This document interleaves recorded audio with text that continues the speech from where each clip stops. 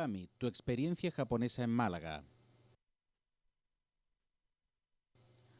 Y Ayuntamiento de Cómpeta patrocinan este programa.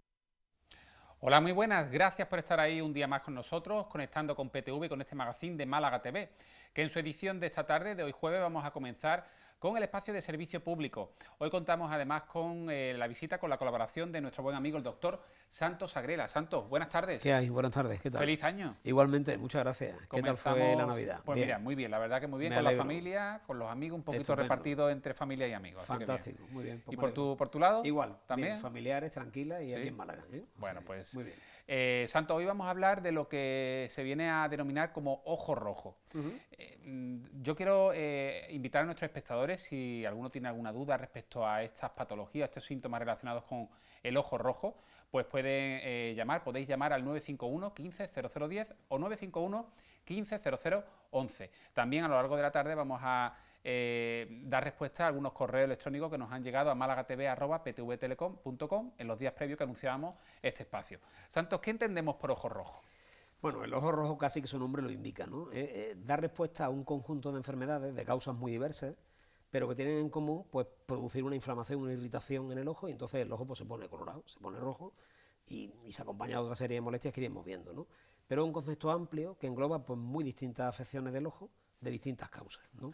Además de ese color rojizo que adquiere un ojo, ¿no? Cuando tiene pues algún tipo de patología que ahora detallaremos, ¿qué otros síntomas pueden ir acompañados con ese aspecto visual del ojo rojo? Pues en general, picor, es decir, casi todas las personas que nos estén viendo en algún momento de su vida habrán tenido un ojo colorado, casi todo el mundo, ¿no? Pues la gente más o menos lo sabe, ¿no? Pues picor, en alguna ocasión puede haber dolor, puede haber sensación de cuerpo extraño, como si hubiera algo dentro del ojo, a veces realmente puede haberlo, ¿no? Otras veces simplemente es que esa misma inflamación da esa sensación de tener algo dentro del ojo aunque no haya nada, ¿no? Y en los casos más extremos, alteraciones visuales, ¿no? Que quizás es el síntoma un poquito más de alarma y en el que habría que poner un poco más de reparo o de cuidado a la hora de afrontarlo, ¿no? Fíjate, es que estaba yo hablando con el doctor Santos Agrela antes de empezar el directo y hace poquitos días pues me vi la situación, por ejemplo, de este muchacho, ¿no? Que estaba yo con el colirio 3 veces al día o 4 y lo que ha comentado él de la sensación de tener algún objeto externo, incluso una pestaña, yo por más que me veía en uno de los dos ojos, que era donde tenía la molestia, no adquirió, eso sí, el color rojizo, pero sí que me molestaba mucho y yo, pero si es que no tengo nada, no tengo ni una pestaña y tenía la sensación de tener un objeto. De tener un cuerpo extraño. Ocurre muchas veces cuando hay inflamación, ¿no? También, pues seguro que muchas de las personas que nos estén viendo, en la garganta habrán experimentado, cuando uno tiene faringitis, la sensación esa de como tener algo pegado en la garganta que le obliga a garraspear. Y realmente no hay nada, ¿no? Pero lo que refiere el paciente es como si tuviera un pellejo de uva o como si le hubiera quedado un poco de comida pegado en la garganta, ¿no? Es común en la inflamación dar esa sensación de cuerpo extraño, especialmente en zonas muy sensibles, como es el caso del ojo, que esa inflamación, nuestro organismo la interpreta como si no hubiera entrado algo dentro del ojo, ¿no? ¿Cuáles son las principales causas que pueden provocar la aparición de un ojo rojo? Bueno, pues ya que hablamos de cuerpo extraño, pues un cuerpo extraño. Un cuerpo extraño, cuando por hay ejemplo. un cuerpo extraño realmente, ¿no? Pues lo típico, una pestaña, efectivamente, o a veces una motita de arena. Personas que trabajan, esto sí deberíamos hacer un poco una llamada de cuidado, personas que trabajan con herramientas que pueden desprender partículas, pues sierras radiales, soldaduras, etcétera. Estos deben protegerse, porque es muy fácil que una pequeña partícula pueda saltar, y en este caso además ese cuerpo extraño muchas veces se clava, con lo cual la extracción es un poco más complicada y siempre hay algún riesgo más de que deje alguna pequeña cicatriz o alguna infección, ¿no? Eso es lo que respecta a los cuerpos extraños, ¿no? Luego, muy común también las infecciones, tanto de carácter bacteriano como vírico. También común la alergia, ¿eh? Hay un montón de alergenos, los mismos que nos pueden producir tos, mucosidad nasal, etcétera, que también provocan afecciones del ojo, que se enrojece el ojo, ¿no? Y quizás lo menos, afortunadamente, lo menos frecuente, pero lo más grave, es cuando hay una situación con un glaucoma agudo, del grupo de los glaucomas que llamamos de ángulo cerrado. Esto quiere decir que la zona por donde el líquido que rellena la parte anterior del ojo debería irse eliminando, se cierra, es como una especie de desagüe, por decirlo así, que se cierra, impide que ese líquido pueda irse eliminando y como el ojo lo sigue produciendo, aumenta mucho la presión a la que está ese líquido dentro del ojo. Y esto provoca una situación que puede ser grave. Es una situación con un dolor muy importante. Hay una expresión popular que lo recoge, que es dolor de clavo. Seguramente muchas de las personas que nos oyen han oído estas expresiones, como si le estuvieran clavando un clavo en el ojo. Realmente es un dolor muy importante, con el ojo muy llamativamente rojo, un ojo muy rojo, y que si no se acude a tiempo y no se trata a tiempo, puede suponer la pérdida de visión. Bueno, fíjate. Es un tema grave, pero es un tema que el paciente habitualmente tiene sensación de gravedad. Con lo cual no tarda en acudir al médico, Eso es, ¿no? ¿vale? Debemos decir que cuando una persona tenga una molestia razonable, tenga una molestia soportable, no debe temer porque esto ocurra, porque realmente es un cuadro muy, muy severo de dolor, ¿no? O sea que realmente si vemos que tenemos una molestia que no es un rojo preocupante y que pasan, no sé, 4 o 5 días y que esa molestia va en disminución, habría que tener un poco de paciencia y esperar ese margen de tiempo, ¿no? Efectivamente, ¿no? Como hemos dicho, hay muchísimas causas, la mayoría de ellas afortunadamente son banales, ¿no? Y hay pequeñas infecciones, por supuesto, cuerpos extraños que uno mismo se extrae. Todos nos hemos sacado una pestaña con un pañuelito, o ¿no? un granito de y arena. Tal. Sí, como tú bien decías, ¿no? En un plazo corto de un par de días, la evolución del proceso es buena.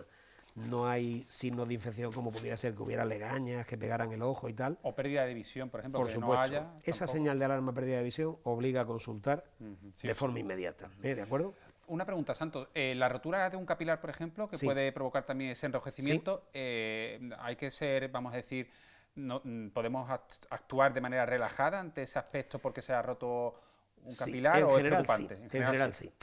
Cuando hablamos de ojos rojos hablamos como de dos situaciones, ¿no? Una es que el ojo está, creo que la forma en que mejor podemos transmitirlo para que nos entiendan es irritado, ¿no? Esto de tengo el ojo irritado, se me ha irritado el ojo. Sí. El ojo se pone rojo como cuando nos cae colonia, ¿no? Cuando nos echamos un líquido que pueda resultar irritante, ¿no? O nos entra champú, no un champú de bebé, que vienen preparados para que no irrite el ojo, sino un champú un poco más fuerte, nos entra en el ojo, nos entra jabón y el ojo se nos pone rojo, ¿no? El ojo se nos irrita. Sí. Este concepto es uno, y otro es cuando tenemos un sangrado, porque se ha roto un capilar, y debajo de la conjuntiva, que es la parte transparente que tapiza la zona blanca del ojo, ¿de acuerdo? Es decir, el blanco del ojo, que se llama esclerótica, tiene una membrana transparente que lo tapiza que se llama conjuntiva. A veces, los capilares que hay en la esclerótica, en el blanco que hay debajo de la conjuntiva, se puede romper.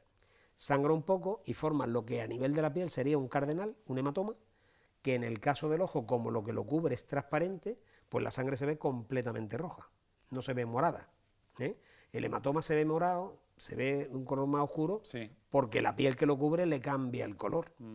Ahí como la conjuntiva es completamente transparente, se ve el rojo. color de la sangre. Eso es muy llamativo. Eso se irá difuminando. Efectivamente. Eso es muy llamativo, la persona se puede preocupar mucho, pero como norma general suele ser absolutamente benigno, no suele haber ningún problema. Y como tú bien decías, igual que los cardenales poco a poco se van quitando, pues eso poco a poco se va resolviendo. Muchas veces la sangre se oxida, toma un color amarillento verdoso y luego finalmente se quita. Y no requiere tratamiento.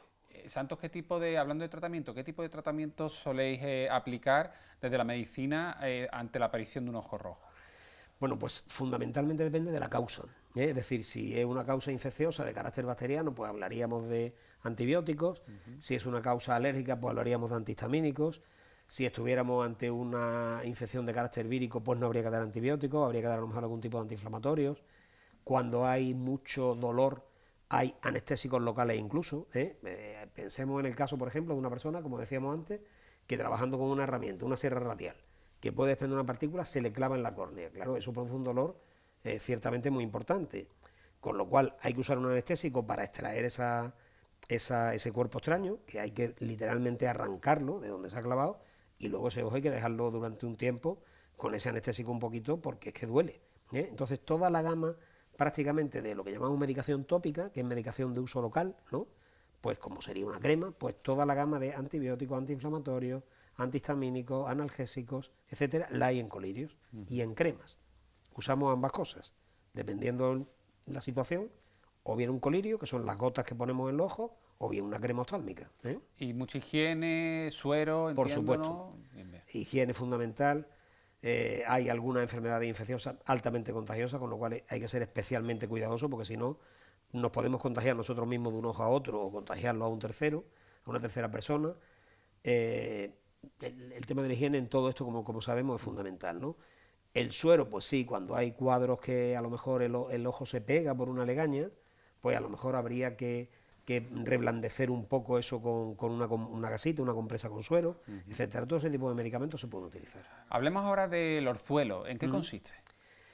El orzuelo es, bueno, yo creo que todo el mundo tiene también la idea de lo que es un orzuelo. Hemos visto alguna fotito también perfecto. por ahí. No he estado yo pendiente. Sí, pero ha aparecido también, creo que también un chico con un orzuelo. Además, yo también lo he vivido, lo del orzuelo. La verdad que y duele, duele. Pues bueno, es ese granito que sale ahí, esa inflamación que sale en el párpado, que habitualmente se ve por fuera, a veces no, a veces hay que volver el párpado porque crece hacia adentro, y es unas glandulitas que hay en el párpado que en algún momento, por alguna razón, se inflaman y provocan esa especie de granito, por decirlo así. Es como un pequeño... Ahí lo tenemos, ¿no? Ahí tenemos, que va acompañado además de pus, ¿no? Eso es, exactamente. Se sobreinfecta y se produce pus. Lo más habitual es que acabe abriéndose, ¿no? Hay cosas para favorecerlo, pues poner alguna gasita caliente, un poco templada, para que la piel se ablande un poco. Hay veces cuando está infectado que hay que usar alguna pomada de tipo antibiótico, ¿de acuerdo? Y lo más habitual es que se abra, drene el pus, pues es una vez que ocurre, hay que limpiarlo bien, adecuadamente, con suero, como tú decías y tal, y luego, a partir de ahí, cicatriza y como si no hubiera salido un grano en cualquier otro sitio del cuerpo, ¿no? Esos trucos caseros, por ejemplo, que yo creo que todos hemos hecho, aparte de esas cremas y de el tema con el orzuelo de manzanilla caliente, eso... Sí, calor, general calor, ¿no? En general, este concepto que tenemos también en otros accesos, ¿no? Cuando tenemos un acceso de que con el calor pues favorece que se abra antes, es cierto, es decir, ese calor dilata los poros, ablanda un poco la piel y favorece que se abra antes.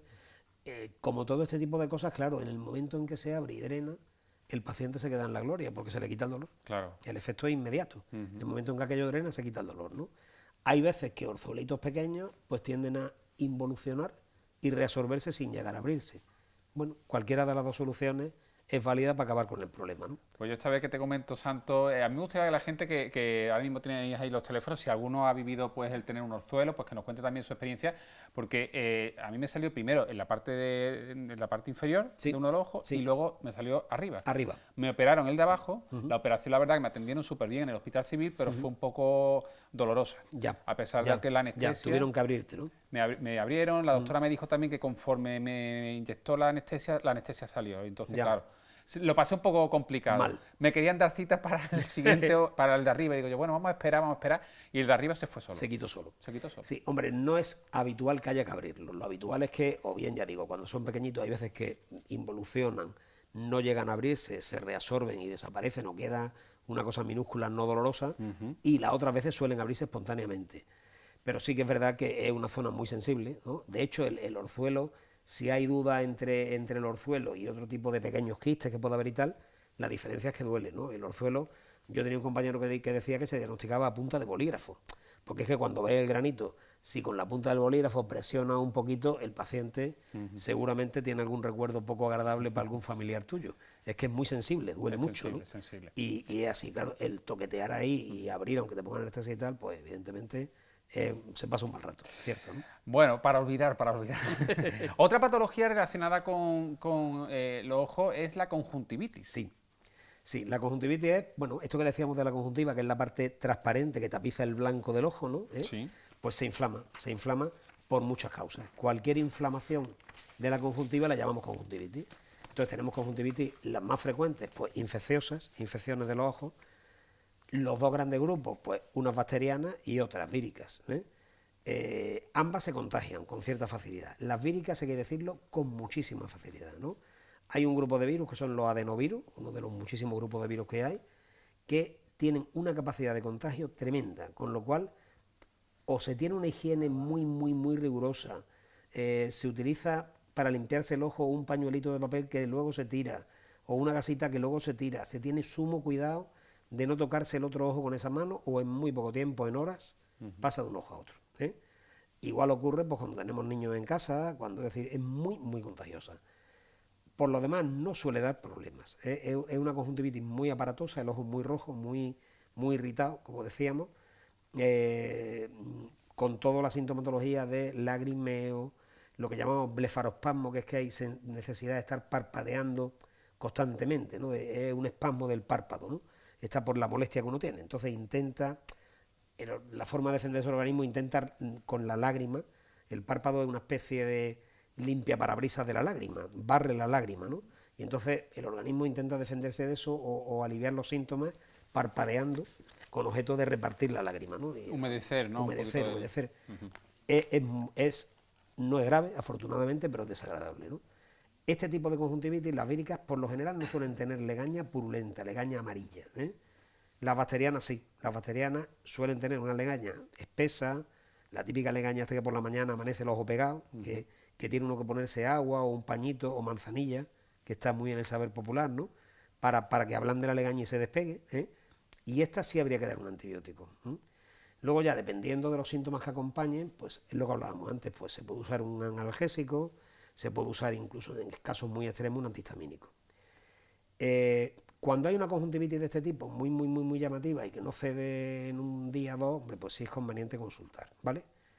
El otro grupo de conjuntivitis, básicamente las alérgicas, ¿no?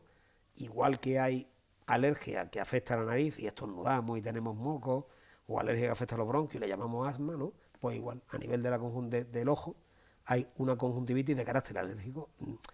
Esas cosas que están ahí, que pueden ser pues pelos de animales, ácaros, polen de plantas, etcétera, que en el caso de un paciente alérgico él reconoce como algo extraño y que tiene de alguna forma que reaccionar contra ello, a nivel del ojo reacciona con una inflamación de la conjuntiva y eso pues produce igual picos, lagrimeo, etcétera.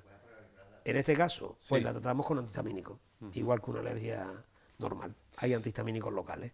Santos, ¿y una queratitis en qué consiste? La queratitis es cuando estos cuadros, en vez de afectar a la conjuntiva, que decimos es la parte que recubre el blanco del ojo, afecta a la córnea. La córnea es la zona más central del ojo. La córnea es transparente también y es la zona del ojo a través de la que vemos, ¿no? Hay una parte de la córnea que es la parte más central que cubre lo que es la pupila, ¿no? Que es el agujero del ojo, el agujero por el que nos penetra la luz, y la parte más marginal de la córnea cubre lo que llamamos el iris, que es lo que le da color al ojo. ¿De acuerdo? Entonces imaginemos un ojo de tonalidad clara, porque se ve mejor la pupila, ¿no?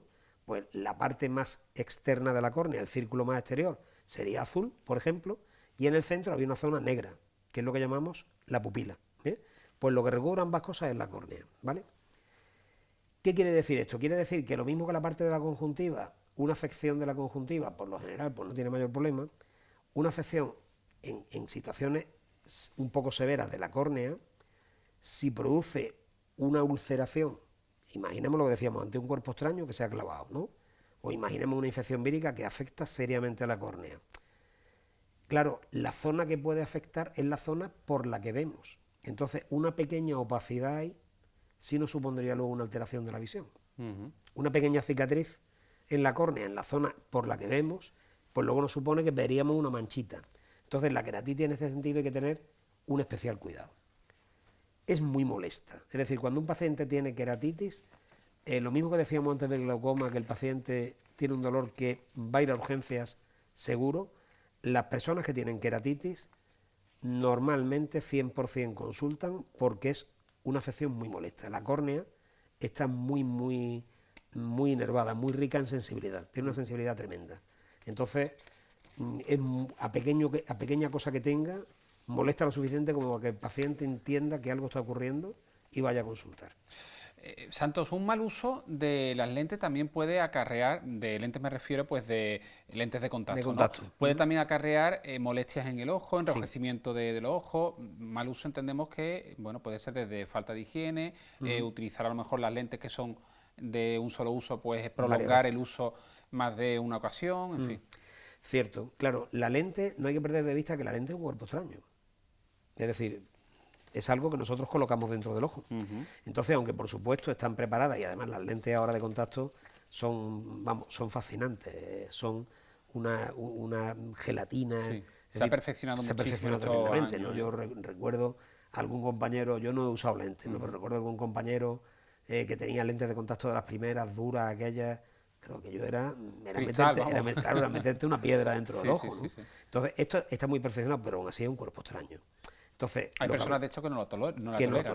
Hay personas que no la toleran, efectivamente. Hay personas que no las toleran, hay personas que no toleran las de uso largo, las mensuales, y sin embargo las de un solo uso sí las toleran, ¿no? Porque es un componente más blando y posiblemente con menos capacidad de reacción, de dar una respuesta inflamatoria, ¿no? Sí. Entonces, bueno, sí que es verdad que ahí cada uno tiene que buscar la que le vaya bien. Y luego, como norma general, pues un poco es lo que tú apuntabas, ¿no? Hay que tener una higiene especial, hay que usarla muy bien, lavarse perfectamente las manos antes de colocarla, evitar que vayan a tener algún pequeño cuerpo extraño adherido. No se deben usar durante un periodo de tiempo, es decir, no debe estar unos 24 horas con ellas puestas, las habituales, ¿no? Pues dejar que el ojo descanse un poco, etcétera, ¿no? Como están en la zona de contacto de la córnea, porque precisamente la lente lo que hace es cubrir la córnea para corregir ese defecto visual, pues claro, cuando producen algún problema muchas veces lo producen a nivel de la córnea, ¿no? Si un paciente que usa lentes tiene una molestia que va más allá de la sequedad que puede producir, y que a lo mejor él mismo en su experiencia, poniéndose una lágrima artificial, ve que aquello mejora, en cuyo caso pues no hay que hacer nada, pues a lo mejor simplemente descansar un día, usar un día gafas y dejar el ojo que repose un poco y tal, ponerse lágrimas artificiales para evitar la sequedad y seguir usándolas. Pero si los usuarios de lentes, que perfectamente conocen estas cosas, ven que después de eso sigue habiendo molestia, debe ser motivo de consulta, porque puede haber habido alguna lesión en la córnea, y como digo, la córnea hay que cuidarla, ¿no? Porque es a través de la que vemos, ¿no? Santo, ¿es cierto que una hemorragia conjuntival puede estar provocada, por ejemplo, por un golpe de tos, un esfuerzo físico, a lo mejor un vómito especialmente intenso? ¿Puede ocurrir? Sí, porque esa rotura del vasillo muchas veces se produce por un aumento de la presión. Entonces todas estas cosas pueden condicionar pequeños aumentos de la presión, ¿no? No es habitual que ocurra, por ejemplo, por un aumento de tensión arterial, ¿eh? Pero sí es verdad que una persona que tenga una hemorragia de esta subconjuntival, lo que decimos que no es el ojo irritado, sino que es la sangre acumulada debajo de la parte transparente del ojo, pues hombre, esto sí, por prudencia debe tomarse la tensión, ¿eh? Lo mismo cuando una persona tiene un sangrado nasal que no cede fácilmente, pues debe tomarse la tensión. Y todas estas cosas que tú comentabas, el golpe de tos, el esfuerzo, etcétera, el vómito, que también supone un esfuerzo, provoca un aumento de presión que puede hacer que se rompa ahí un pequeño capilar y sangre, ¿vale? Aún así, en principio, hay que decir que como norma general es muy llamativo, uno ve que ahí tiene una bolsa de sangre en el ojo, pero no tiene importancia. Y cede solo, no requiere tratamiento. Sin tratamiento, y es cuestión de esperar unos días con paciencia. Bueno, vamos a dar respuesta a 3 espectadores, Roberto, Mari Carmen y Alfredo, que nos han escrito en Málaga TV, en el correo, al mail málagatv@ptvtelecom.com. Vamos con sus consultas. Roberto dice: hola, hace unos días me puse lentillas y al quitarlas se me estaba complicando la cosa, estaban muy pegadas. Total, que tras conseguir quitármelas me apareció alrededor del iris una línea roja. ¿Qué es? Suelo hacerme revisiones, pero todavía no toca, no me duele ni nada. Muchas gracias. ¿Es para preocuparse o no? Bueno, inicialmente, si no tiene síntomas, yo pienso que no. Es decir, posiblemente ahí ha podido haber en la zona de contacto una pequeña inflamación, ¿no? Es lo que hablábamos, es decir, alrededor del iris es el final de la córnea, es donde la córnea se une ya con la conjuntiva. Entiendo que estamos hablando del borde externo de la lente, ¿no? Es más o menos el borde externo de la lente, de la lentilla de contacto, suele coincidir con el borde del iris, ¿no? Pues posiblemente eso haya sido pues de ese roce de la lentilla, haya podido provocar una pequeña inflamación y cederá solo. Si no tiene sintomatología, difícilmente tendrá una lesión corneal, porque insisto, la córnea es muy sensible y si hay una irritación, hay una pequeña ulcerita, tendría algún dolor, duele, alguna molestia. duele. Mari Carmen dice: hola, muy buenas, toda mi familia tiene gafas, tanto por parte de madre como de padre, por vista cansada, astigmatismo, miopía, hipermetropía, etcétera. A mis 30 años no he tenido nunca problemas de vista y me gustaría saber si estos problemas son hereditarios o no. Y si es así, ¿cuándo empiezan los problemas? Muchas gracias, un saludo. Muy bien. Bueno, clásicamente se admite que las alteraciones de refracción, en concreto la miopía, tienen un factor hereditario, ¿no? Incluso ya más recientemente se han identificado algunos genes que parece que favorecen o que están en relación con que pueda haber un incremento en esa persona del riesgo de desarrollar una miopía, ¿no? Con lo cual sí, un factor hereditario hay. Como hemos dicho otras veces, en muchas enfermedades no es una regla matemática, no es que si su padre fue miope, ella sea miope, no es así, pero sí hay más predisposición que en una población general o en una población que no tenga antecedentes familiares más o menos directos de miopía. La aparición suele ser desde niño adolescente, es decir, no es habitual que una persona de pronto debute con una miopía a los 30 años. Si ella tiene 30 años, lo más probable es que ya no ocurra. Lo mismo que lo más probable, si hubiera sido miope desde niña, es que se estabilice, pues hombre, a partir de los, como mucho 25 años, normalmente se estabiliza, ¿no? De hecho, ahora se utiliza mucho la cirugía refractiva, la cirugía esta de la córnea, precisamente para tratar defectos de refracción, y lo que se hace es esperar a que se estabilice, no tiene sentido operarte si hay riesgo de que todavía te aumente, y se opera gente joven, es decir, suelen estabilizarse pronto. En este caso concreto, pues hombre, con todos los reparos de poder decir una cosa que, como sabemos, no tenemos una certeza al 100%, claro, pero es poco probable que ella ya vaya a desarrollar por eso una miopía. Sí puede, evidentemente, perdón, con el paso del tiempo... Vista cansada, claro, ¿no? Claro, que sería justamente un defecto un poco contrario a la miopía. Es decir, los miopes leves, digamos, los que no tienen mucha dioptría, cuando alcanzan los 50 y tantos y empiezan a tener un poco de presbicia, de vista cansada, tienen como una primavera, porque como son dos defectos contrarios, una cosa compensa a la otra, y hay veces que ven mejor que cuando eran más jóvenes. Entonces, bueno, alguna ventaja tiene que tener. O sea que yo, que me quedan 10 años para los 50, voy a ver, pues vamos de maravilla. Va a ver estupendamente, y luego ya a partir de ahí empezarás con catarata y ya no. Ya nada. O sea que esto es una primavera, pero luego llega otra vez el invierno. Luego llega el duro invierno. Eso, Alfredo, buenas tardes. Yo veo como puntitos negros que se mueven cuando yo muevo el ojo. ¿Es algo preocupante? Sobre todo dice que le ocurre con mucha luz, por ejemplo en la playa, ante el sol. Sí, en general no. Eso se llaman moscas volantes, porque efectivamente semeja como una mosca que vuela. Es un puntito que se mueve. Eso se debe a que la parte posterior del ojo, porque todo lo que hemos estado hablando hoy habla de lo que los médicos llamamos polo anterior, que es la parte anterior del ojo, ¿vale? Pero todo esto otro es el polo posterior del ojo, que es la zona, digamos, lo que sería el globo ocular, el grueso del globo ocular. Eso está relleno de una gelatina, que se llama el humor vítreo, que es más espeso que la parte anterior del ojo, que es líquido, es el humor acuoso. En esa gelatina, a veces por microhemorragias, se forman pequeños grumitos y están como flotando en esa gelatina. Entonces, cuando movemos el ojo, al desplazar el ojo hacia arriba y hacia abajo, hacia los lados, ese grumito se mueve y entonces nos pasa por el campo visual como si fuera una mosca, un punto negro que se desplaza hasta que lo perdemos de vista porque se deposita abajo. Al volver a mover el ojo, es como las bolitas de nieve, ¿no? Se deposita y dejamos de verlo. Pero si agitamos la bolita, pues otra vez las mijitas empiezan, el efecto sería muy parecido, ¿vale? Se llama mosca volante por eso, porque semeja a una mosca que vuela. Como norma general no tiene importancia, es muy frecuente. No es que le ocurra cuando haya luz, es que con la luz se aprecia más. Ese efecto en la oscuridad se difumina, se atenúa, y entonces él será menos consciente de que le ocurre. Cuando hay luz, tiene más conciencia de que le está ocurriendo. Pues Santo, lo tenemos que dejar aquí. Como siempre, de verdad que aprendemos muchísimo contigo, así que te damos nuevamente las gracias por venir al programa. A vosotros. Y nos vemos en febrero aproximadamente en un mes. Perfecto, muy bien. Muchas gracias. Santos Agrela, una semana más con nosotros, el doctor Agrela aquí en Málaga TV. Nosotros ahora, compañeros, como hemos hecho un poquito más de tiempo del previsto, si os parece, nos vamos a ir directamente a publicidad. ¿Vale? Nos vamos directamente a publicidad, ¿es posible? Bueno, enseguida va a estar con nosotros nuestro entrenador personal, Agustín Barrone, que después de estas fiestas navideñas, bueno, pues yo creo que más de uno, la mayoría, la inmensa mayoría, nos hemos excedido con pues los turrones, las cenas copiosas, los almuerzos también, las reuniones de empresa, las cenas de empresa, en fin, que hay que ponerse un poquito, si quiere uno, a dieta, pero tampoco sin hacer disparate.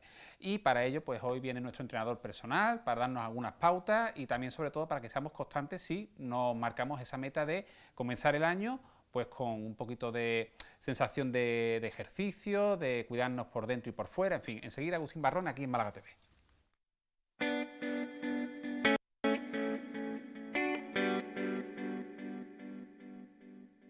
En la Axarquía, junto al Parque Natural de Sierra Tejeda-Almíjara, se alza Cómpeta, destino turístico internacional con un casco urbano típicamente andaluz de calles estrechas, plazas y rincones pintorescos. Conoce su iglesia de Nuestra Señora de la Asunción y visita el Museo de Artes y Costumbres, así como el Museo del Traje. Rutas de senderismo. Disfruta en sus restaurantes y comercios tradicionales donde degustar o adquirir su vino local. Cómpeta. Ven y asómate. Comportamientos ecológicos. ¿Qué pasa, Juan? Sacando la basura, ¿no? Como siempre. Oye, tú no separas. ¿Para qué? Si luego Limasa lo mezcla todo. Estás muy equivocado. Gracias a separar y depositar correctamente, en Málaga reciclamos 18.000 toneladas de envases al año. No seas ecológico. Málaga como te quiero. Ayuntamiento de Málaga y Ecoembes. El poder de la colaboración. Una cultura milenaria y ancestral. Rica en tradiciones. La tierra del sol naciente.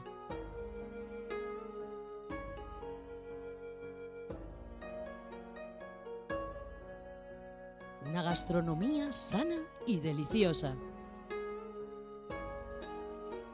Restaurante Okami, tu experiencia japonesa en Málaga.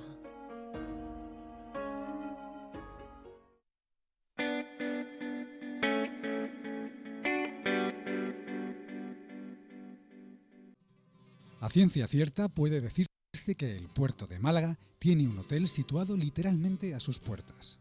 Y es que a tan solo 100 metros del Hotel Elíseos puede encontrar un moderno puerto con magníficos atraques, el atractivo comercial del Muelle 1 y la inmersión cultural en la única sede del prestigioso Museo Pompidou fuera de Francia. Un establecimiento que, sin duda, ofrece la mejor calidad-precio de Málaga, además de estar situado en una ubicación sobresaliente, ya que goza de un emplazamiento envidiable. A las faldas del pulmón verde de la ciudad, el hermoso monte de Gibralfaro y junto a la Plaza de Toros de Málaga. Una localización verdaderamente singular, ya que, estando ubicado en el mismo centro de la ciudad, el Hotel Elíseos linda con el campo y la naturaleza a sus espaldas y con la playa de la Malagueta y el puerto al frente.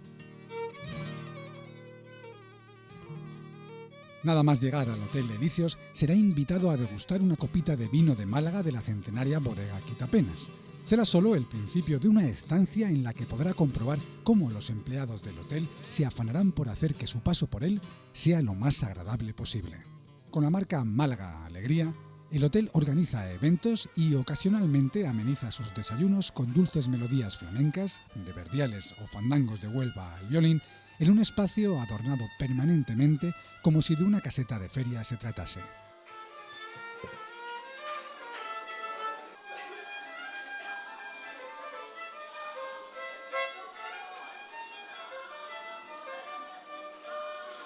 El hotel posee 75 habitaciones de diversas dimensiones y vistas, además de más de 100 plazas de aparcamiento para vehículos grandes, algo muy preciado y práctico en una ciudad tan bulliciosa, además de poco habitual en otros alojamientos.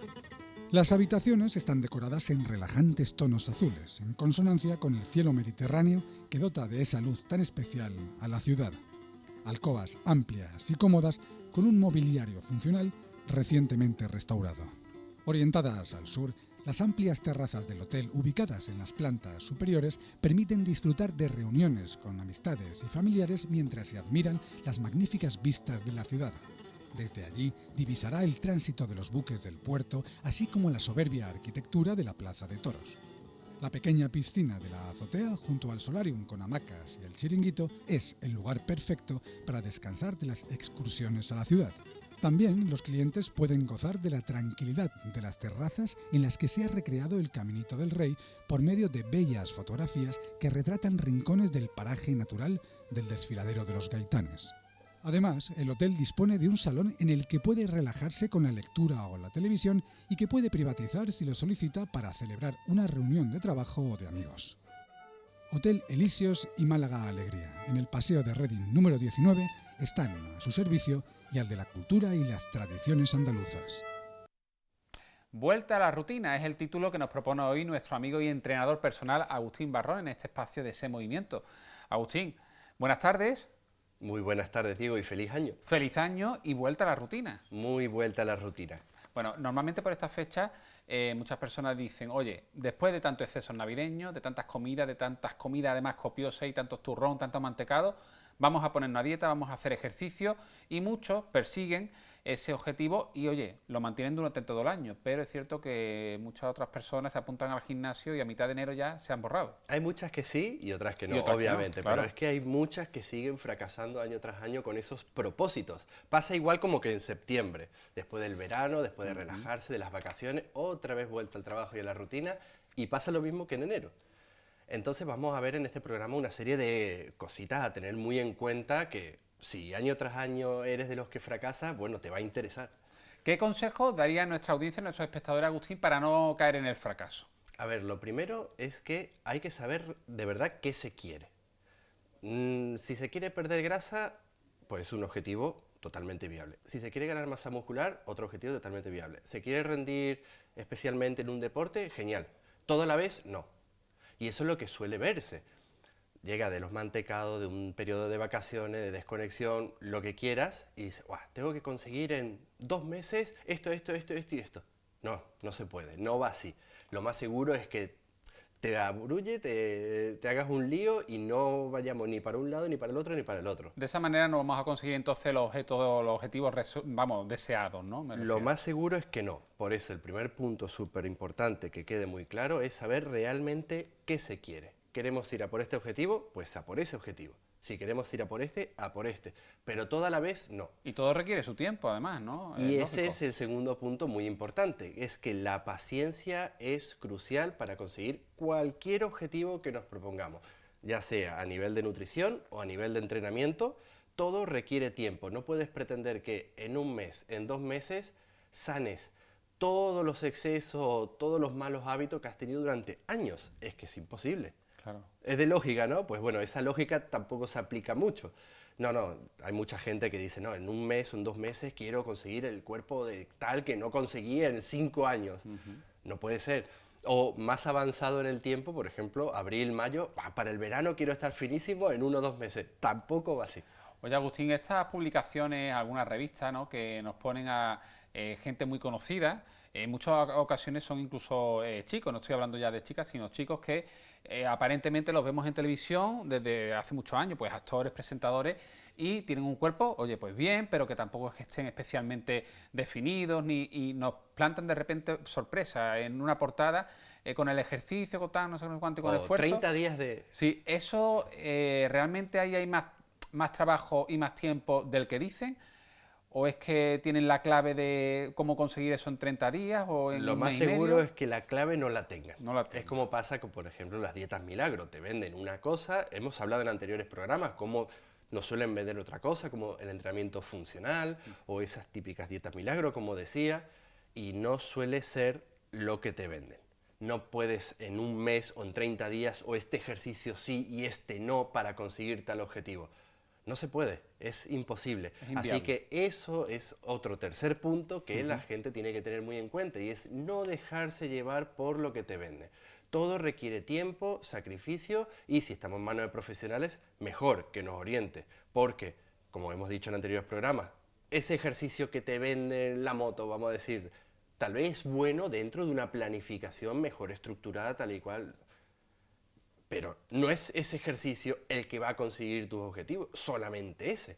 O tal vez, por el otro lado, es uno de los ejercicios más lesivos que nos podemos encontrar. No lo sé. Pues por poner ejemplo, estamos hablando por hablar. Entonces hay que ir con mucha cautela, no dejarse engañar por ese tipo de publicidades y saber que todo tiene tiempo y en 30 días, como decíamos, no va a solucionar los desperfectos que has ocasionado en un año entero. Por la dejadez, por ejemplo, de todo un año, ¿no? De Claro. los excesos de un año. Oye, objetivos reales también, ¿no? Objetivos reales en función de cómo estamos y, bueno, también nuestro día a día, ¿no? Cuántas horas le dedicamos al trabajo, si tenemos hijos o no, porque cuando se tienen hijos, pues también, oye, hay que llegar tiempo que se llevar al colegio, los deberes. Entonces, objetivos reales en función de lo que queremos desear y conseguir y lo que podemos también con el tiempo que tenemos. Muy ligado sobre todo al tema de la paciencia y es ver también nuestra realidad y cómo encajar todos los procesos que requieren la consecución de nuestro objetivo, ¿vale? Porque tampoco puede ser que una persona obesa de 120 kilos, por poner, diga, en 2 meses quiero estar en 80. No, no se puede. O tal vez se pueda, pero no va a ser muy saludable que digamos. Todo requiere su tiempo. Y es verdad que, obviamente, cada uno tenemos nuestra profesión, nuestros estudios, nuestras ocupaciones a lo largo del día y de los días, y entonces tampoco podemos de la noche a la mañana decir, pues ahora entreno 7 días a la semana. Pero si tienes un horario comercial, 8 horas fuera, un poco... Difícil de conciliar. Un poco inviable. Para tan repentino decir 7. O me voy a poner a dieta y ahora son todos los alimentos limpios. Como hablábamos en el programa sobre la obesidad, el segundo de esta sección, no puedes pasar de la noche a la mañana de la nada al todo. Entonces también hay que conciliar con nuestra realidad, tanto la dieta como la nutrición. Si hablamos, por ejemplo, de dieta, si vienes de un periodo en el que no comes tampoco bien o no controlas, como le pasa a mucha gente, no controlamos, intentamos comer tal, pero no controlamos al milímetro. A pasar a controlar al milímetro cada cosa que ingieres. pues, te va a armar un barullo aquí arriba mortal. Lo más seguro es que te agobies, no veas resultados de los que te venden a corto plazo y ya vuelta a empezar otro fracaso. La motivación es muy importante y objetivos a corto o medio plazo, objetivos pequeñitos, pero que vayamos viendo los resultados, y eso sí, en un plazo de tiempo corto o medio, pues si lo vamos consiguiendo, esa motivación no va a decaer. Sí, señor. Tenemos nuestro objetivo principal, el objetivo final, pero tenemos que incluir objetivos en el camino. Como escalones que hay que ir subiendo poco a poco. Claro, aparte de que es una manera de controlar o de organizarse, de hacer cumplir lo que te has propuesto, ¿no? Porque sí, bueno, tengo un objetivo de, no sé, llegar a tal marca en sentadilla, pero nada más. ¿Cómo planificamos? ¿No? Dentro de 2 meses tengo que mover esto, dentro de otros 2 meses tengo que mover lo otro. Vas organizando una planificación y aparte te sirve, como bien decías, como motivación. Estás viendo que de verdad todo tu esfuerzo está llegando a un punto, está llegando a un resultado. Entonces, muy importante esto también tenerlo en cuenta, que no solo el objetivo tiene que ser real, como lo que hablábamos de la persona obesa, no solo tenemos que ser pacientes y constantes, sino también ir marcando mini objetivos en el camino que nos ayuden a tener un control y aparte motivarnos. Estamos viendo resultados. Y otra cosa, voy a recalcar, el uso de las redes sociales en este momento, en ese ámbito, es muy malo. Muy perjudicial. Es muy perjudicial. Nos desconectamos de las redes sociales. Darle a la lupita, sí, que te aparece todos los cuerpos fitness, todas las divas de Instagram, todo ideal, todo super happy. No, todo eso es mentira.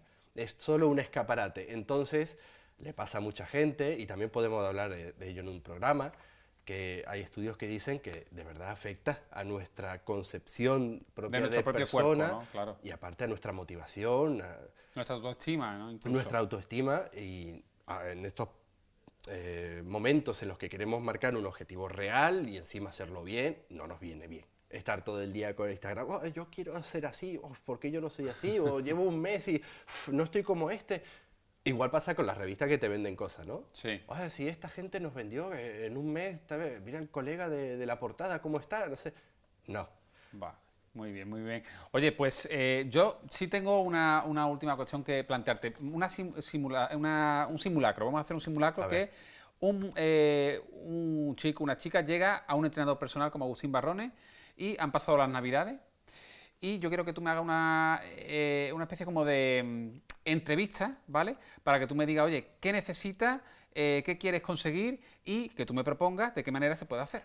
A ver. Vale, lo primero que haríamos es... Llega a ti esa persona, ese chico, esa chica. Claro, pero te dice... Pero no te voy a decir directamente, no te voy a preguntar, te voy a decir lo que yo haría. Ah, vale, vale. Vamos perfecto. a explicarlo. Venga, perfecto. Genial. Primero, ver tu realidad, tanto física como socioeconómica. ¿Vale? Porque no es lo mismo entrenar 4 días que 1, ni para de tiempo, ni para ver la planificación, ni económicamente. Claro. Tampoco es lo mismo un físico como el tuyo, como puede ser como el mío, o la persona obesa que habíamos puesto. Entonces hay que analizar primero cómo estamos en nuestra realidad. Segundo, hacer un análisis físico, después de hábitos y después analizar el historial. O sea, ahí el cliente, ¿no? La persona que quiere conseguir esos objetivos tendría que comentarte qué tipo de alimentación tiene, qué tipo de hora, por ejemplo, está sentado o está de pie, si se desplaza, por ejemplo, al trabajo en su cotidianidad, si va al trabajo en transporte o si anda, todo eso hay que contarlo. Eso es, en el primer punto, nuestra realidad, vale. Ahí sacamos, yo soy deportista, yo soy sedentario, yo trabajo de oficina, yo no trabajo, yo estudio, yo camino muchísimo porque me gusta, yo voy en bici porque me gusta, o le doy al mando de la tele que me encanta. Vale, perfecto. Ese es el primer punto. El segundo, hay que ver, primero, cómo estamos físicamente, después hábitos y después historial, como había dicho, ¿no? Si fuera mi compañero Manu, que es nutricionista, te enumeraría un montón de alimentos y te haría decir del 1 al 5 cuánto te gusta. Anda, mira. Entonces él, con su método, con sus conocimientos... Normalmente los alimentos que más gustan son los que más daño hacen. Sí, pero eso no te pregunta. Te pregunta por todo tipo de verdura, de fruta... Vale. ¿Cuánto comes de...? Claro, vale. Claro. El historial también es muy importante, porque si yo, como entrenador, no sé si has tenido un esguince, no sé si has tenido dolor lumbar, claro, no sé si tienes hipertensión, saberlo. No sé si tienes... ¿Cómo voy a prescribir algo real? Va a ser todo fantasía, va a ser todo a ciegas.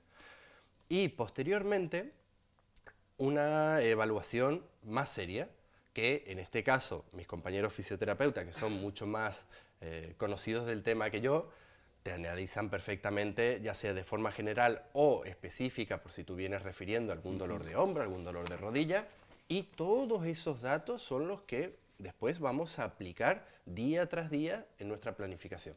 Así que es un método tal vez un poco que lleva un poquito de tiempo, tampoco mucho, o sea, en una semanita, en una cita, en un cuestionario, en un Skype, en una primera sesión, ya vamos recabando datos, pero ya nos podemos poner en marcha. Incluso hay mucha gente que le cuesta arrancar en este sentido.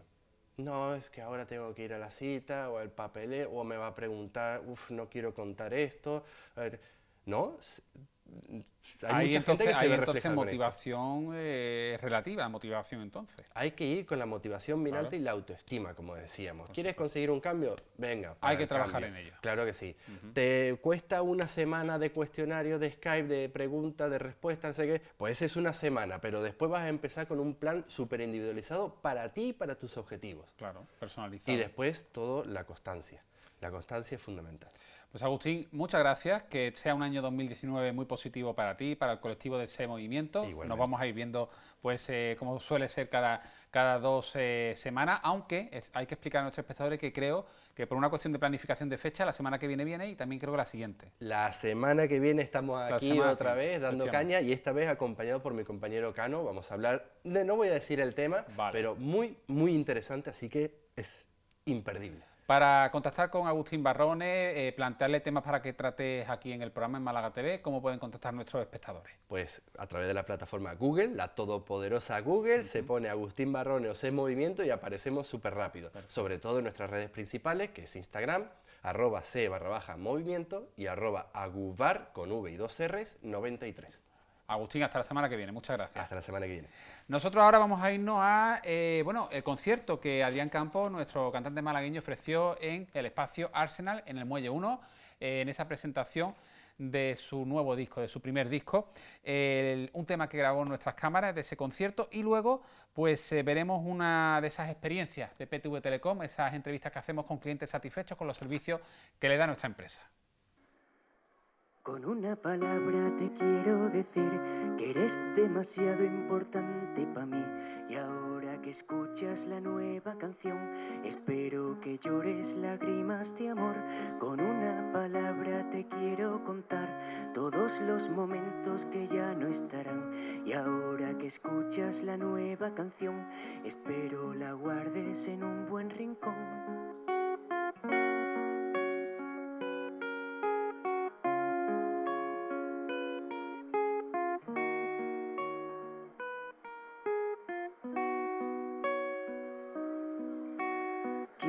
Escuches como nunca has escuchado, y es que hace tiempo que te quiero y lo he negado, por el miedo que te rías de mis sentimientos de nuevo.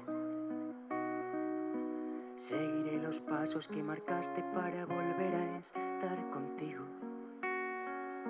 y cantaré todas las canciones de desamor que haga falta.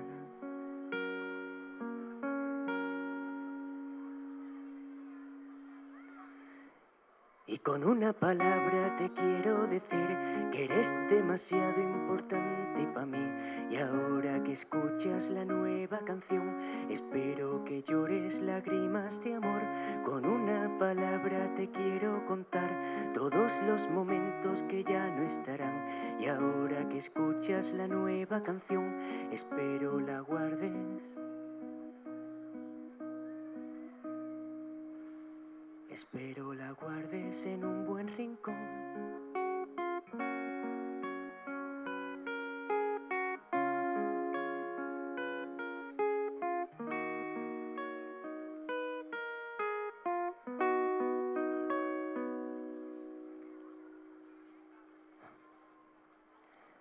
Y con una palabra te quiero decir que sois demasiado importante para mí.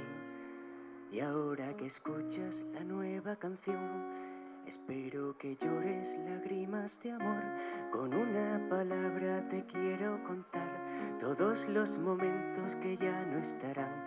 Y ahora que escuchas la nueva canción, espero la guardes en un buen rincón.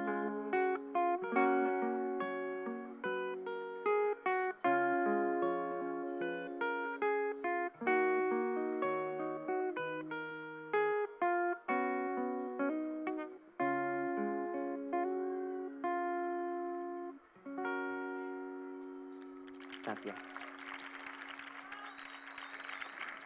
Muchísimas gracias. Qué guay, qué guay.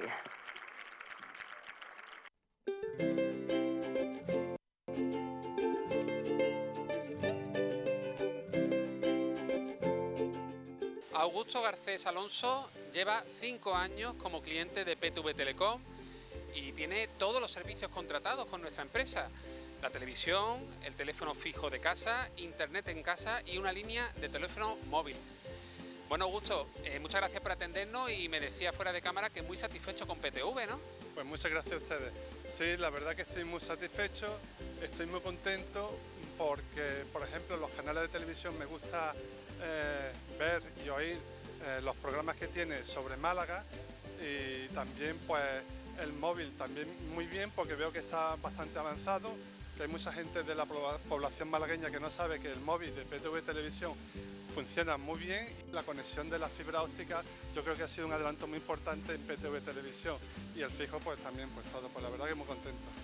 Destaca, Augusto, la velocidad de internet en casa con esa fibra óptica y luego la telefonía móvil, que no hay ningún tipo de problema de cobertura, tanto en territorio nacional como en el extranjero. En cuanto a precios, ¿tiene una buena oferta? ¿Está contento con la oferta de PTV Telecom? Sí, yo estoy muy contento con la oferta de PTV Telecom, el precio de las facturas. ¿Está satisfecho con el trato del personal de PTV? Si alguna vez ha requerido pues algún servicio de un técnico que se desplace a su domicilio. Me dijeron por una persona que llevaba muchos años ya contratada con PTV Telecom que el servicio técnico era muy bueno cuando tiene algún tipo de avería. Y yo la verdad que también lo vi en mis carnes. Tuve una pequeña incidencia y entonces en un momento estuvieron allí y me lo arreglaron, incluso me instalaron elementos modernos más actuales y la verdad que muy contento. Incluso fue un domingo a mediodía, o sea que no estoy diciendo un día de fiesta a mediodía, o sea que la verdad que muy bien. Que sigáis tan bien como sigáis, tan profesionales y tan bien y tan cercanos a los malagueños.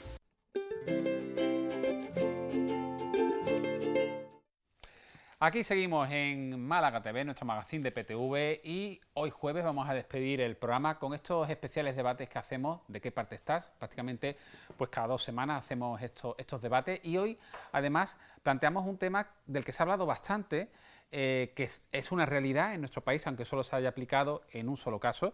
Hablamos de la prisión permanente revisable y es una realidad, se aprobó así en el Congreso de los Diputados el 26 de marzo de 2015.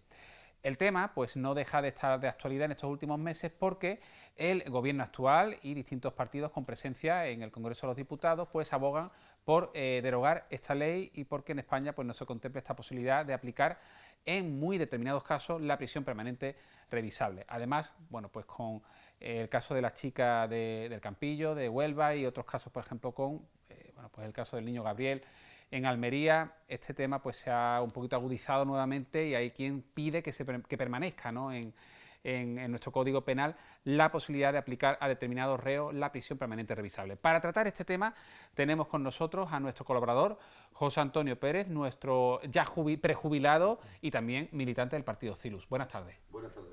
Damos la bienvenida y me da muchísima alegría encontrarme aquí en el programa con David Márquez, nuestro amigo David, concejal del Partido Socialista en el Ayuntamiento de Laurín de la Torre. Muy buenas tardes y encantado de volver por aquí. Que nos veamos más veces por aquí, claro que sí. Otro estupendo amigo del programa, colaborador de este espacio y profesor de la UMA, ingeniero Marcos Paz. Marcos, buenas tardes. Muy buenas tardes, me alegro de veros a todos.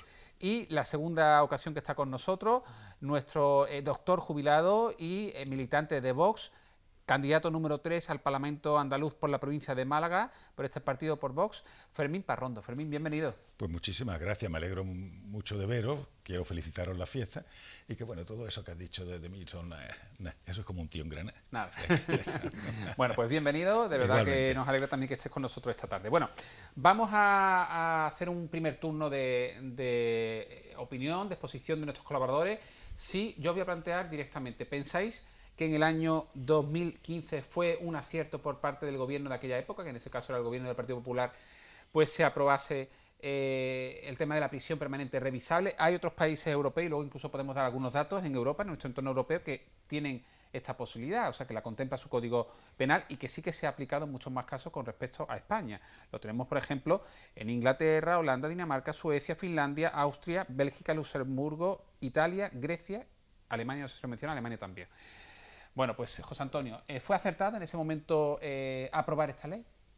Hombre, yo creo que fue una de las medidas, el gobierno del Partido Popular último que hemos tenido, alguna cosa sí acertó. Yo creo que en esta no desacertó. A mí me parece que es una ley que, bueno, entra en la Constitución, entra en el ámbito de las legislaciones de otros países del entorno europeo, y a mí me parece, sobre todo, muy importante que es una ley que tiene en consideración a las víctimas. Yo siempre, incluso lo he comentado aquí, ¿quién se acuerda de las víctimas? Las víctimas también tienen un derecho y las futuras víctimas más derechos aún. Entonces me parece que es una ley de aplicación, pero eso ya es mi sensibilidad a la desesperada, ¿no? Para casos desesperados, para casos que no exista otra. Pero es que la casuística nos está demostrando una y otra vez que realmente hay individuos, hay delincuentes que no tienen reinserción posible. Incluso hay casos que me informan un poquito de que hay algunos delitos, sobre todo los crímenes sexuales, que los propios reclusos están diciendo que cuando salgan van a volver a... Entonces estamos ante un tema muy delicado que no sé si realmente es la aplicación de esta ley la solución, pero alguna solución hay que buscar. David Márquez. Yo estoy de acuerdo en que, como decía, que es un tema muy complicado, que se puede abordar desde muchos puntos de vista. Bueno, yo como representante del Partido Socialista, decir que ahora mismo cuál es la situación. La situación es que hay una consulta, digámoslo así, al Tribunal Constitucional que está pendiente de pronunciarse y en tanto en cuanto no se pronuncie, el Gobierno se ha comprometido a no tocar nada. Es decir, vamos a ver si cabe o no cabe la Constitución, porque sabemos que la cadena perpetua, tal cual, no cabe la Constitución, entonces sería el Tribunal Constitucional el que primero se tiene que pronunciar. Y una vez que se pronuncie, pues ya se vería que se va a actuar. Digo que es un tema complejo porque, por un lado, sobre todo cuando pensamos en asesinatos, en los casos tan dolorosos que comentaba el compañero, pues es verdad que reflexionar con frialdad es difícil. Digo que son varios puntos de vista los que se pueden tener, porque si bien la imagen que se puede dar, que en España hay muchos casos de delincuencia, no es cierto, es uno de los países que menos delincuencia tiene. Por otro lado, esa imagen, al margen de la prisión permanente revisable, que da esa sensación de que aquí delinquir es gratuito y tal, no es cierto, porque sin contar ni siquiera la prisión permanente, el Código Penal español es más duro que el de otros países, porque aunque han mencionado esos países, sí, si viéramos cada caso, pues por ejemplo, en la gran mayoría de esos, esa cadena perpetua, entre comillas, a los 15 años es revisable. En Alemania solo se ha aplicado en casos de antiguos delincuentes del nazismo, es decir, es una legislación muy antigua. En Inglaterra solo son 20 casos, pero ni siquiera se puede aplicar en Escocia y no son para casos de asesinatos puntuales, sino de terrorismo, tal. Entonces, yo creo que es un componente muy complicado y difícil de abordar, y menos con brevedad. Vamos. Marcos. Nuestro sistema penitenciario busca la reinserción. Y cuando se cometen distintos delitos de diversa gravedad, uno puede pensar, y ya sería mucho pensar, que el mero hecho de pasar un tiempo en prisión implica ya esa reinserción, independientemente de pasar por programas de reeducación o de educación, si no hay una reeducación que aplicar. Ahora bien, hay una serie de delitos, como creo que tenemos todos en mente, en los que, desde mi punto de vista, y esto es una opinión exclusivamente personal, el mero paso por la prisión no tiene por qué implicar una educación de la persona que ha cometido ese delito, sino desde mi punto de vista creo que es necesario evaluar si ese paso por la prisión ha conducido a la educación o a la reeducación de la persona.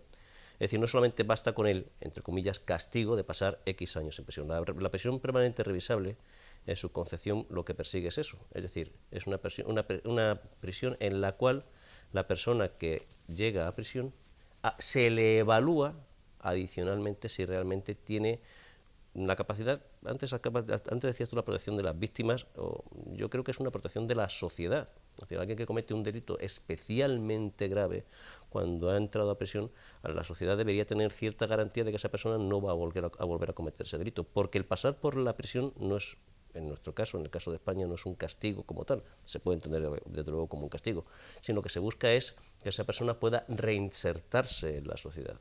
Creo que en casos especialmente graves hace falta no solamente el paso, es como si alguien, por el mero hecho de pasar 4 años por la educación secundaria obligatoria, sin que nadie evaluase el resultado del conocimiento, de la adquisición de conocimientos, tuviese el título de la educación secundaria obligatoria. Por eso se hace una evaluación.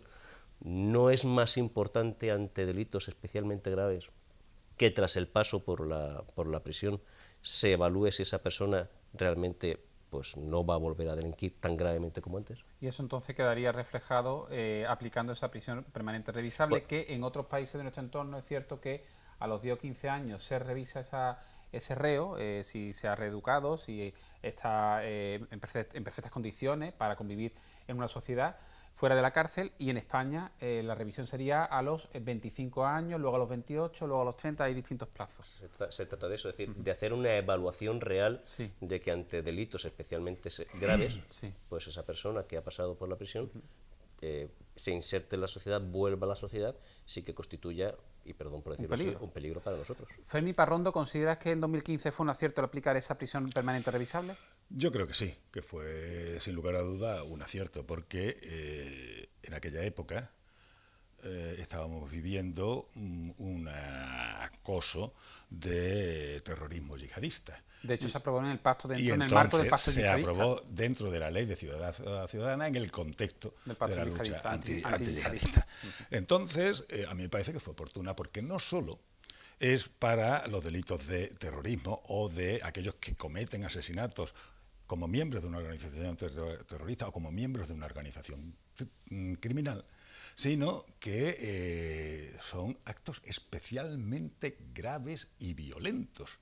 Es que no estamos hablando del hurto de la calle, del desfalco de dinero, estamos hablando de gente que, bueno, la gente los califica. Es decir, queremos proteger a las víctimas de los agresores y ponemos a los agresores a los pocos años en la calle con beneficios penitenciarios, otra vez cerca de las víctimas.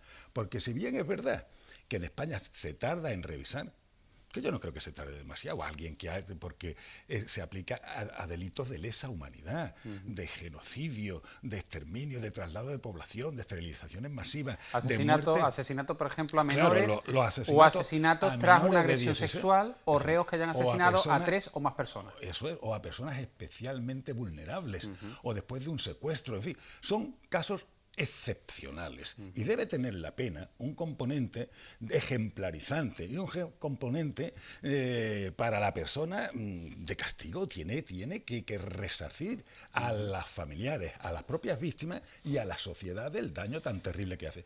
Pero y además, si me dejas un momentín, es que está plenamente reconocida y está plenamente avalada por decisiones y sentencias del Tribunal Europeo de Derechos Humanos, que es el tribunal que más protege a las libertades individuales.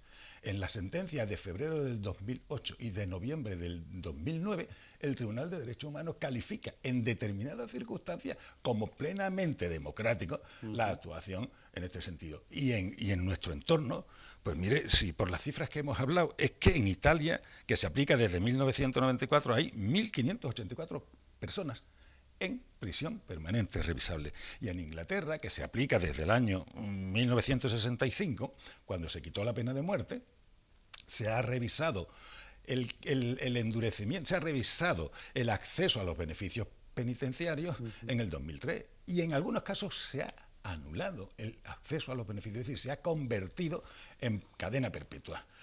Que aquí una persona que tiene un crimen múltiple o una personalidad reincidente en crímenes después de violaciones, secuestros y tal, que a los 8 años pueda acceder a beneficios penitenciarios como permiso de fin de semana, me parece una barbaridad. Hasta antes de los 25 años no debería revisarse nada. Y luego revisarlo como se hace en Bélgica, mediante un tribunal específico, por mayoría, bueno, no por mayoría, no, por unanimidad, donde hay jueces, donde hay funcionarios de prisiones y donde hay expertos psicosociales. Fijaros, damos la palabra enseguida a David, porque él ha apuntado pues los casos de reos que hay en Italia en función también desde el año que también se aplica, ¿no?, en ese país o en otros países del entorno europeo, esta prisión permanente revisable. Pero en porcentaje de reos, de condenados, en estos países que hemos mencionado, por ejemplo, en España, como solo ha habido un caso desde que se aprobó en 2015 y el caso se aplicó en 2017 a un padre de familia que asesinó a sus 2 hijas de 4 y 9 años en Pontevedra, pues el porcentaje en España es meramente, es 0,00,1%. El asesino de Pioz también, ¿no? Pero en Bélgica, el 2,5% de todos los reos en Bélgica tienen aplicada la prisión permanente revisable.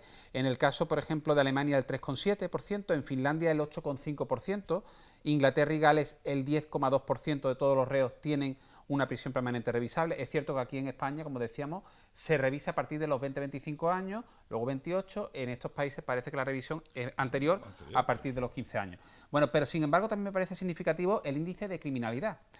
Vamos a irnos desde Suecia, que infracciones por cada 1000 habitantes. Pues entre 2011 y 2015 el índice de criminalidad está en Suecia en 147,9 ciudadanos por cada 1000 habitantes. En España estamos en 44,3 criminales por cada 1000 habitantes. Solo nos supera en cuanto a país más seguro, con menos infracciones, con menos criminalidad del entorno europeo, Portugal con 38 habitantes por cada 1000 habitantes y Grecia 17 criminales por cada 1000 habitantes. David. Yo creo que con las cifras últimas que has dicho viene a quitar ese mito, ¿no? Pues de que los países del sur pues es todo lo peor. Justamente vemos como eso, Portugal, Grecia y España, los índices de criminalidad pues son menores que en otros sitios. La verdad que como decía, es un tema complejo porque... Inciso solo una duda, estos datos los desconozco, no sé si vosotros... ¿Estos índices de criminalidad implica crímenes especialmente dolorosos, especialmente graves como asesinatos, violaciones o, por ejemplo, infracciones de tráfico también? No, las fuentes que he manejado son generales, ya al detalle no sabría decirte.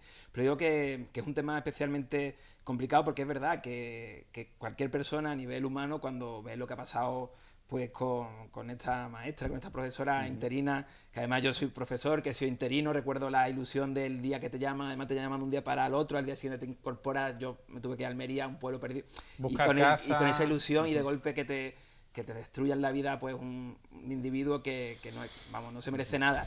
Y es verdad que cualquier persona se alegraría de lo malo que le pase a este criminal, ¿no? Pero dicho eso, yo creo que hay que distinguir entre lo que es la pasión que tenemos todos y la razón que son las leyes, ¿no? También decir que como el representante de Vox decía que tiene un carácter disuasorio, esto no es así, porque por ejemplo en Estados Unidos, que es el país que tiene la pena de muerte, que digamos que es lo más disuasorio posible, o en la gran mayoría de los estados, donde hay pena de muerte aprobada, los índices de criminalidad no bajan, ¿no? Es decir, que no siempre es así. Lo que sí que es verdad que es doloroso y yo creo que es un poco lo que habría que diferenciar el debate, ¿no?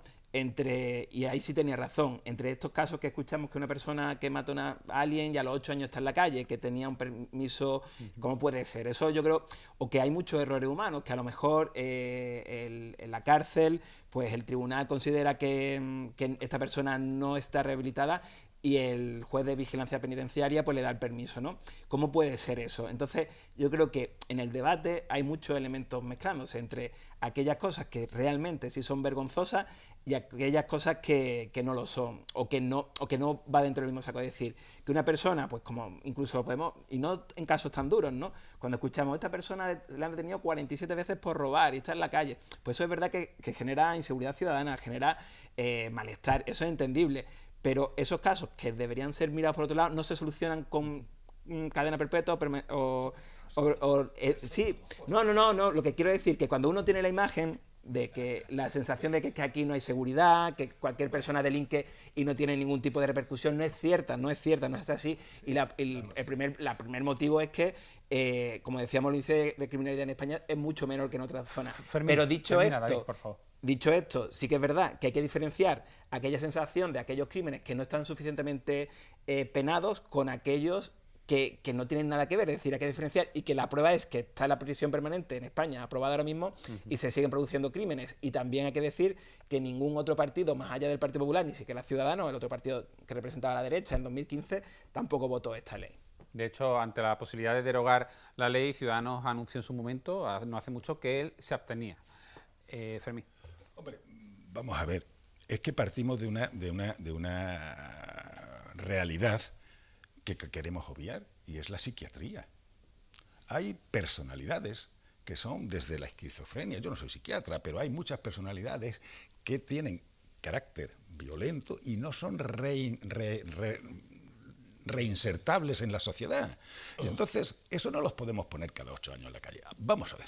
Yo no soy psiquiatra, pero tampoco diría que la esquizofrenia... No. La esquizofrenia tiene distintos tipos. No voy a decir... Tratada se puede hay esquizofrénicos que están haciendo una vida normal. Perfecto. Pero quiero decir que, sin ser psiquiatra, no dejo de soslayar que la psiquiatría puede diagnosticar personalidades que no son capaces de reintegrarse a la sociedad. Entiendo. Por eso están funcionarios de prisiones, psiquiatras y jueces para reevaluar la continuación o no en la prisión de estos señores. Bueno, bien.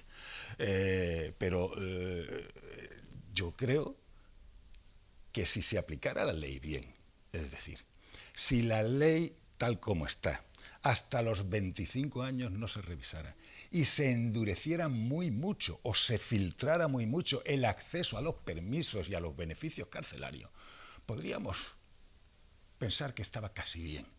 Porque es que, claro, sigo insistiendo, no es posible que por solo los delitos terroristas u organizaciones criminales a los 12 años tienen acceso a los permisos carcelarios, y un violador en serie, o un asesino en serie, o un asesino de personas inválidas, a los 8 años tenga permiso penitenciario. Eso no puede ser, eso hay que... Y por eso nosotros seguimos insistiendo. No es cuestión de que seamos insensibles, no es cuestión de que no, que es cuestión de proteger a las personas normales. Marcos. A ver, cuando se plantea esta, como otras cuestiones, lo que se está evaluando es... entre otras cosas, el derecho que tiene cualquier persona condenada a una serie de beneficios, de ayuda a la inserción, porque entre otras cosas los permisos tienen como objeto pasos previos. Permíteme. Es que todo eso lo estamos hablando en condiciones especialísimas, violentas y terroristas. No hablamos de la normalidad. Vamos a dejar terminar a Marcos, que todavía no sabes dónde voy, hombre. Los permisos son normales, no te lo voy a discutir. Entonces, ¿qué ocurre? Cuando hablamos de permisos, de derechos de personas que han sido condenadas como miembros de la sociedad, es normal que los podamos valorar. Ahora bien, cualquier sociedad se basa en contraposición de derechos. Entonces, ante el derecho de una persona que ha cometido delitos especialmente graves y sensibles, también están los derechos de aquellas personas que los pueden sufrir, y en el contrapeso precisamente es donde aparece la prisión, esta idea de la prisión permanente revisable. Quiero decir, yo entiendo que haya personas que digan, no, es que es una falta de derecho de la persona que haya sido condenada ante estos casos. Perfecto, si no lo discuto, pero es que hay un conjunto de personas cuyos derechos posiblemente se vean soliviantados porque los antecedentes lo han dejado claro, entre otras cosas, como el último asesino confeso de la profesora que citaba David, que ha pedido permanecer en prisión. Quiero decir que hay personas, no sé si por una naturaleza personal, psiquiátrica o enfermiza, no, simplemente porque son personas que se reconocen violentas. Que se reconocen que son peligrosas para la sociedad. Por muchos motivos. No hace falta llegar a un diagnóstico clínico para que una persona se reconozca violenta. Delante de las cámaras lo dijo este señor, ante la posibilidad de que pudiera volver a salir a la calle. Yo creo que este hombre, cuando dijo eso, era un poco postureo para decir, no soy tan malo, es que no lo puedo evitar. Yo, ese hombre, la verdad es que no me creo nada de lo que... creo que independientemente de que en este caso concreto fuese así, lo que está claro es que en la sociedad hay personas que son violentas. Y peligrosas. Violentas. Puede que este señor no lo sea y puede que tenga razón en el planteamiento que tú dices. Es que es un postureo. Perfecto, lo admito, porque como no lo conozco, ni ninguna gana tengo de conocerlo, pero que lo que sí es cierto es que en la sociedad convive personas violentas. Y vive personas que son capaces de, como tú has dicho, el único condenado que hay en España es que mató a sus 2 hijas o sus 2 hijos. Entonces, hay 5. Yo en la estadística que he leído hay 5. Bueno, perfecto. Pero estamos hablando de casos especialmente sensibles. Ni siquiera son casos de terrorismo, son casos de actos muy cercanos. Y entonces, ante eso, con todos mis respetos, si tengo que valorar los derechos de esa persona, que los tengo muy en cuenta, y los derechos de aquellas personas que pueden ver soliviantada su vida ante una actitud violenta, pues como ocurre en todos los casos, la contraposición de derechos en una sociedad termina por proteger los derechos de la mayoría. Terminas priorizando en lo que... en lo que parece lógico. José Antonio. Yo no puedo más que suscribir lo que ha dicho Marcos, pero bueno, añadir simplemente que a mí realmente el derecho se llama penal, porque impone penas, o sea, también tiene un efecto de castigo sobre el reo. Y lo que ha dicho sobre enfermedades mentales, es cierto que hay mucho trasfondo de enfermedad mental, de drogadicciones, de alcoholismo, detrás de muchos delitos muy violentos, pero no olvidemos que, y son mis convicciones personales, eso sí, el mal existe, y existe el psicópata, existe la persona que no tienen ningún sentimiento de empatía con nadie y le da igual. Algunos no desarrollan ninguna actividad violenta porque no lo necesitan, porque no se han visto en esa situación. Pero en otras circunstancias son capaces de desarrollarla. Y contra esa persona no podemos hacer otra cosa que protegernos, proteger a las posibles víctimas. Yo estoy de acuerdo, yo creo en la dignidad de cada persona, incluso de los criminales más abyectos. Y sí, van a tener derecho a la vida. Y no quiero que se le torture gratuitamente. Pero ni de ninguna manera. Ni de ninguna manera. Ni de ninguna manera. La tortura, la pena de muerte, pero quiero que se proteja a las personas que no tienen nada que ver en su enfermedad o en lo que sea. A mí me parece, sobre todo, muy importante, yo a mí me gusta siempre ir al origen de las cosas. ¿Para qué queremos el derecho? ¿Para qué nos sirve el derecho? Simplemente para favorecer la convivencia entre unos y otros y los distintos intereses. A mí me parece que yendo a la fuente del derecho, vuelvo a insistir en lo mismo. Llevamos muchísimos años en que se habla mucho de reinserción, que no lo veo descabellado, me parece una cosa lógica, pero distinguiendo entre delitos. O sea, hay delitos muy graves que a mí no me supone ninguna amenaza. Voy a poner el caso famoso. A mí el señor Zaplana, si lo dejan libre, a mí no me parece que me vaya a atacar por la calle ni vaya a cometer un acto violento contra mí. Y digo Zaplana como digo en su momento cuando salió en TV Tiempo Isabel Pantoja mismo. A mí no me parece una amenaza de Isabel Pantoja encontrármela por la calle, ¿no? A menos que me dé un do de pecho. Entonces hay delitos y delitos, ¿no? Y a eso voy. Hay personalidades que eso lo tienen que dirimir tanto jueces como profesionales que no merecen. No es que no merezcan por el hecho de que sean menos que otros. No, todos somos iguales, incluso los más malos. No, merecen nuestra confianza. Yo creo que volviendo un poco a lo que decía antes, que la sensación que puede tener la ciudadanía es que eso de que los delitos no están lo suficientemente castigados, que parece a veces casi un cachondeo, que si permiso, lo típico que se dice, la gente vive mejor en la cárcel que fuera, todo eso. Entonces hay un run ahí que va generando un malestar y es como diciendo, como todo esto está un poco, pues ponemos aquí el listón, ¿no? Pero luego vemos que el listón, en el peor de los casos, solo ha sido aplicado a 5 personas, con lo cual, entonces yo lo que creo que realmente lo que tenemos que ver es cómo es este hombre, este asesino, que mató ya a una señora y estuvo solo 8 años en la cárcel, y a los 8 años estuvo... Es verdad que a mí me parece que la vida humana vale mucho más que 8 años de pena, pero como 8 años es poco, pues nos vamos, entre comillas, la pena a la cadena perpetua, ¿no? Es decir, hay que buscar el punto intermedio, es decir, ¿por qué no se cumplen los 18 años? ¿Por qué no? Por ejemplo, los permisos carcelarios pues son mucho más estrictos y todo eso. Es verdad que yo creo que este tema, además hemos tenido una vida recientemente, lo hemos hablado todo pues desde cómo, bueno, pues está claro que un violador luego en la cárcel es la persona pues que mejor se comporta. Total, no hay mujeres a las que violar, con lo cual no va a cometer ningún delito carcelario. No es lo mismo que a lo mejor alguien que está acostumbrado a trapichear y a robar. Yo creo que eso está ahí. Y lo que decía José Antonio, también hay que tener en cuenta lo que hablaba de que hay personas que son malas de por sí. También no hay que olvidar otra cosa, y esto a lo mejor peco de ser muy ingenuo, ¿no? Y es que también está el entorno y el contexto. Está claro que no es lo mismo pues un niño o una niña que se cría en un entorno normalizado que en una persona que nace donde su padre o su madre ya ha sido, pues está en la cárcel por tráfico de drogas o por asesinato. Su listón de lo que está bien y lo que está mal es mucho menor que el resto. Entonces, esto no estoy diciendo que haya que justificarlo ni mucho menos, pero que a lo mejor hay que tratar los temas de otro punto de vista, no solo con esa idea de que, bueno, pues un castigo más alto evitará tal, sino trabajar en estos entornos donde la delincuencia es común para que se vean otros horizontes. Nos quedan 4 minutos y me gustaría hacer 2 cosas. Por un lado, plantearos una pregunta más y luego, no sé, 20 segundos cada uno para concluir el tema. Si hubiera que justificar, aquí en principio nuestros 4 invitados colaboradores, pues yo diría por vuestras exposiciones que estaríais a favor, con matices en algunos casos, pero a favor de la prisión permanente revisable, Fermín, sí. Marcos, José Antonio, sí. Y en contra, pues David. Pero si hubiera que justificar el no derogar la prisión permanente revisable en España y hubiera que acogerse a un argumento, ¿Cuál de esos dos argumentos que os voy a decir ahora priorizaríais vosotros? ¿La protección de la sociedad ante determinados individuos o el castigo en función de determinados delitos? Fermín, ¿castigo o protección? Bueno, es que, vamos a ver, ambos. ¿Ambos? Claro, porque es que, vamos a ver, el derecho penal dice que la pena la define como el recurso del Estado ante un delito y se expresa mediante la restricción de derechos del infractor, del responsable. Entonces, hay que restringir los derechos de la persona que ha sido violenta, que ha cometido estas cosas. Y luego hay que proteger a la sociedad. Pero es que no estamos hablando del 99,99% de los casos, estamos hablando de 1 cada 5 años, de 2 cada 5 años, de delitos especialmente violentos, especialmente sádicos, especialmente de personalidades reincidentes, de lesa humanidad.